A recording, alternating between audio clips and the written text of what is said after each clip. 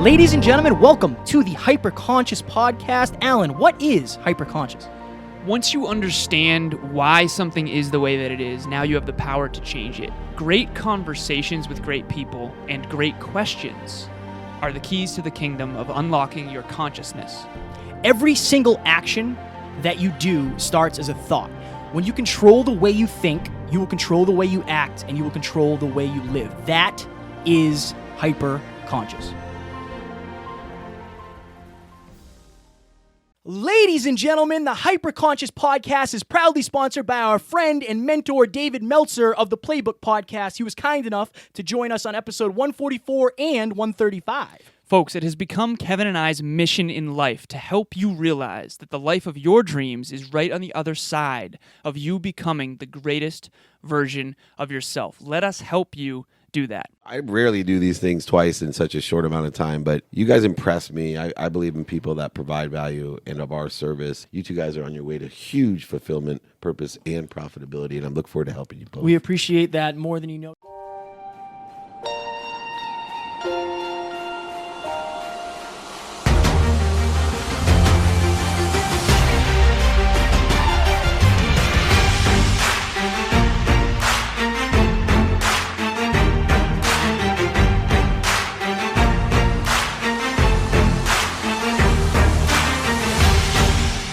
Ladies and gentlemen, welcome back to another very special, as always, episode of the Hyperconscious Podcast. We hope you enjoyed our latest episode where Alan and I sat down and we did a 5-minute clinic on how to identify your wins and why that is important. Today, for episode number 268, Alan just choked on something. Just missed my mouth. We are going to do a small talks episode on money and why it is necessary. But before we jump into this episode, I'm going to spill all over myself again. Yes. No.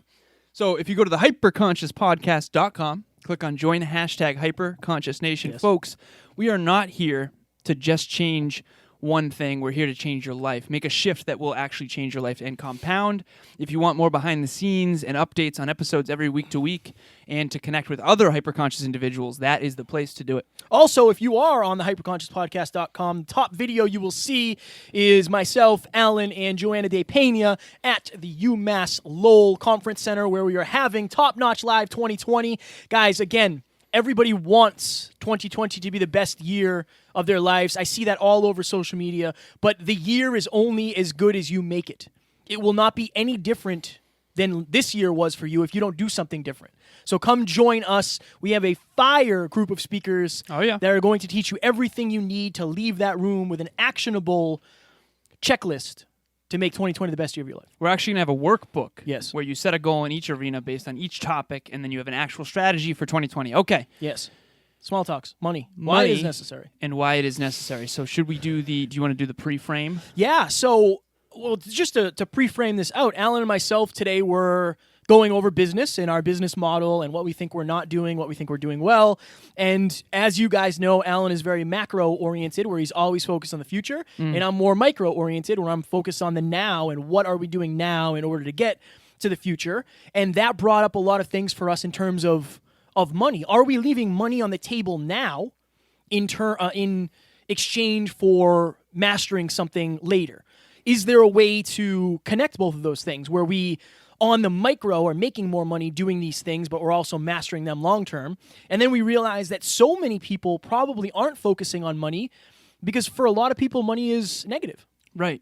So our main intention on this episode, just to tell you up front, is it says right there, breaking your negative associations with money and identifying them, really. So what are some questions we should have them ask themselves when it comes to money?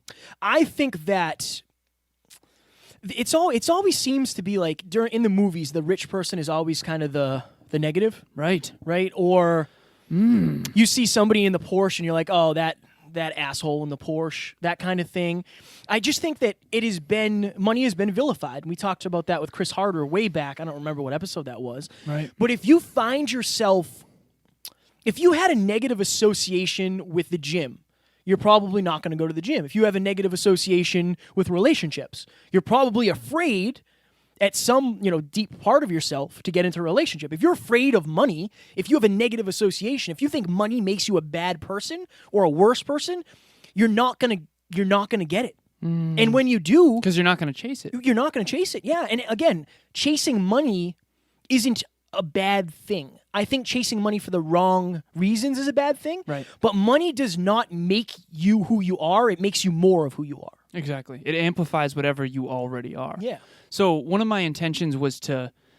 So we did 10-second blips. This coffee is so wheat. Yeah.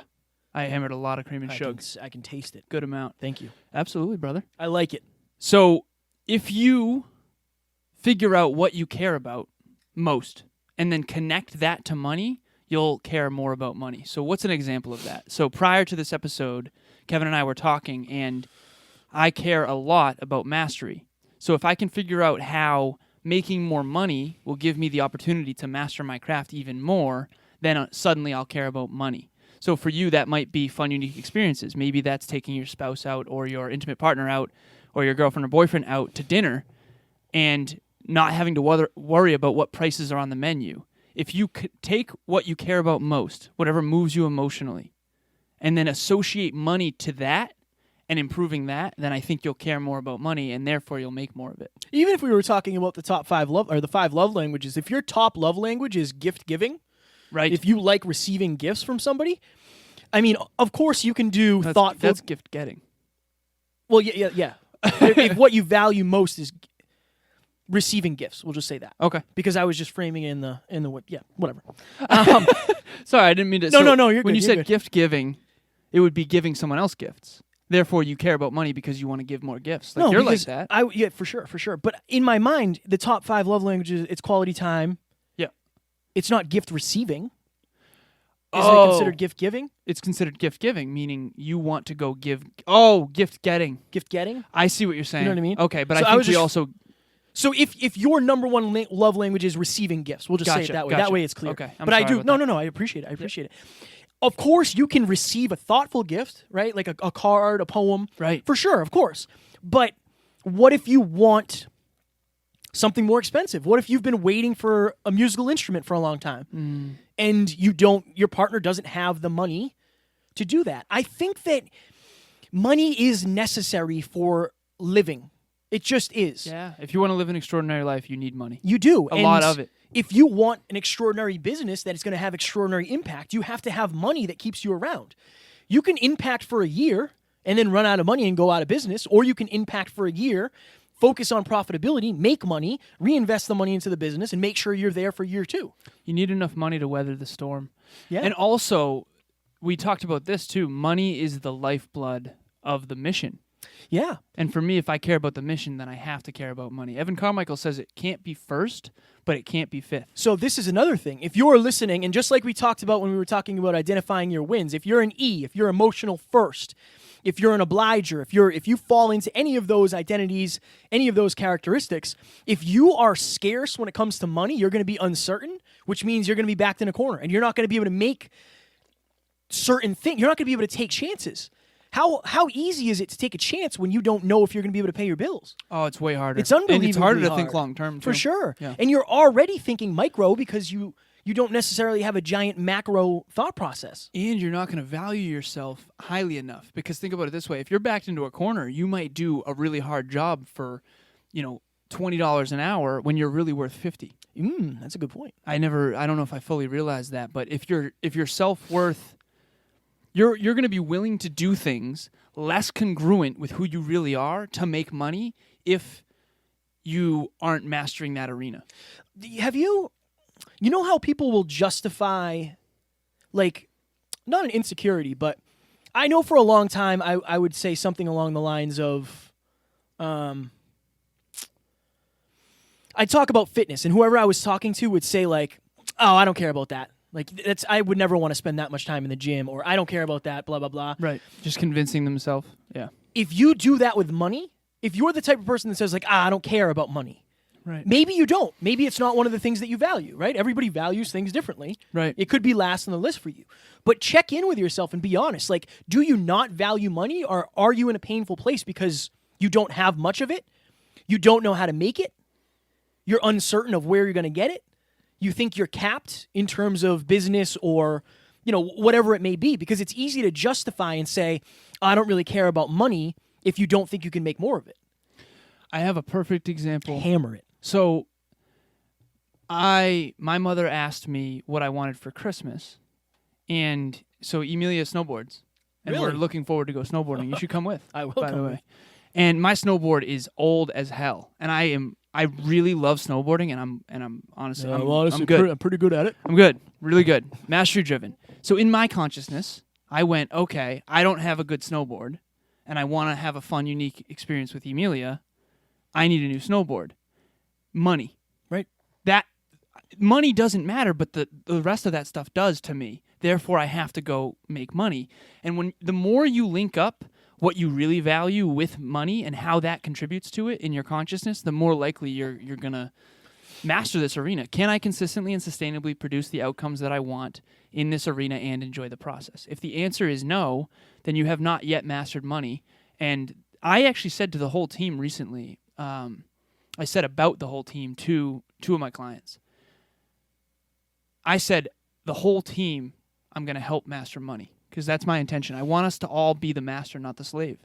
I think that another thing too, like if you're listening, you might literally be like, "Oh, this is painful to listen to because maybe this is against a lot of your beliefs, but one of my things is I love gift giving, and not just to people I know. Like I love helping people that need help, Right. And that's one of my biggest whys is I want to be able to just send a message to somebody and fly them to one of our events. I want to be able to, I've said this since the beginning of the podcast, I want to pay for somebody's Christmas list. I want to go find a single mom or a single dad or a family in need and just say, what do you want here? That's big to me. That's always been big to me. And I can't do that without money. It's physically impossible for me to spend, let's say $5,000. I know it's a lot of money, but on a Christmas list for somebody, if I don't have $5,000 extra dollars. Right. I want to. And you don't have the belief to make it again. Right. Sustainably. Right. It's like, I'm going to get rid of $5,000. Right. But if you have systems in place where that's consistent. Right. Yeah. I think if you're doing, it's just like anything else. If you're doing it for the right reasons, go ahead. You had a breakthrough. I had a little breakthrough. Go okay. Well, you and I, when we have a cheat meal, we're not worried about it. No. Ooh. 500 extra calories doesn't matter. Right. Why? Because we know how to make up for it. That's how I want to feel with money. I love that. Right. So if you're afraid of food, same deal. You feel like the slave, not the master. You have to master fitness. You have to learn the game. That's exactly the $5,000 that you want to spend on someone's Christmas list. If you knew through repeated evidence that you can make that back anytime you want, doing what you love with who you love and impacting others, you wouldn't be afraid of giving. At one point, that's going to be one speech. That was a breakthrough. At one point, that'll be one speech. Damn right. And if we're doing 25 speeches a year, Right. I'll have 24 other speeches. Should be 26 because every other week. 52, right? 52. I just think that you're not going to get more of what you're afraid of. You're not going to get more of what you're convincing yourself you don't want.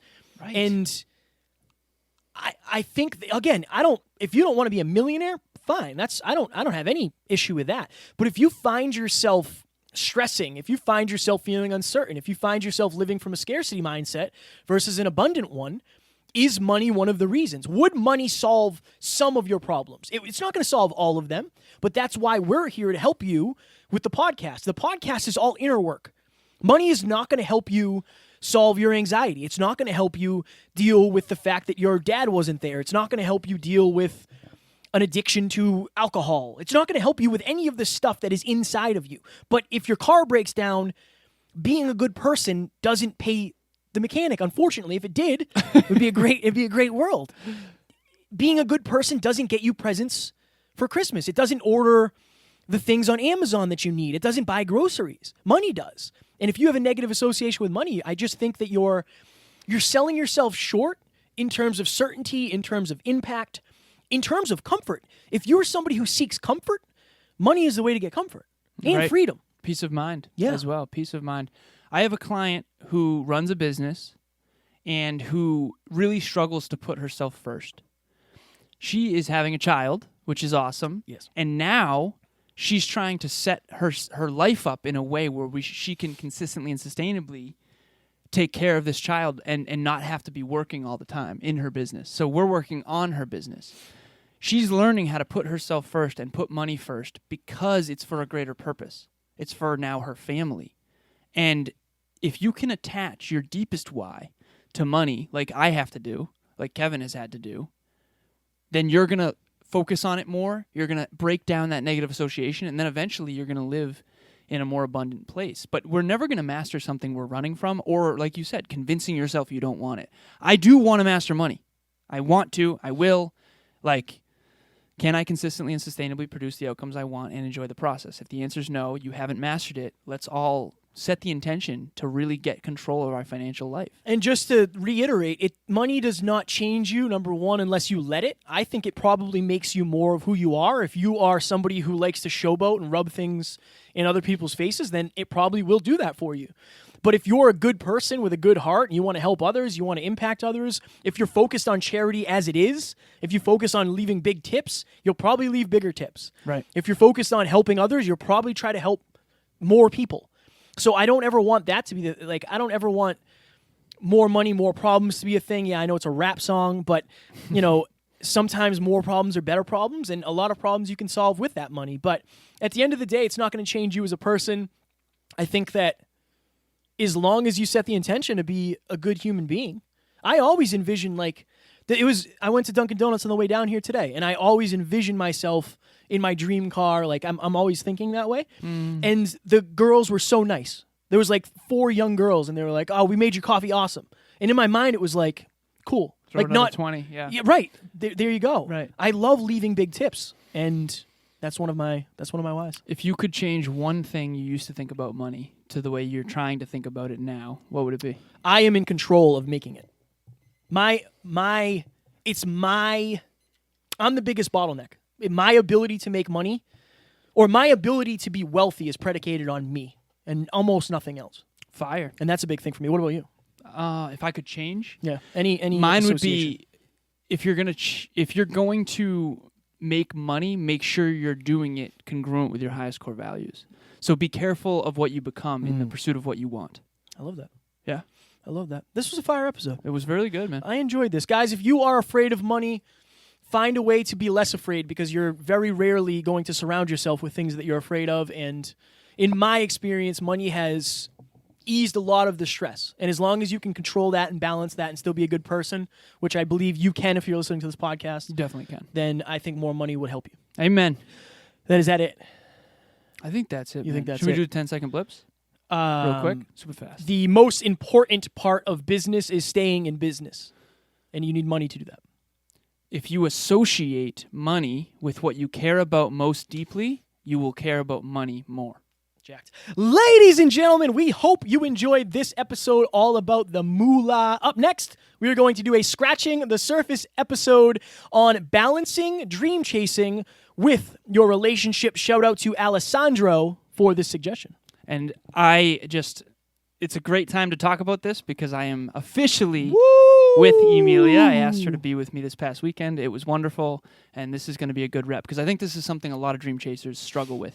I certainly have in the past. I would agree. This is going to be a fire episode. We hope you enjoyed this, and we will talk to you on Friday. Talk to you soon. Bye.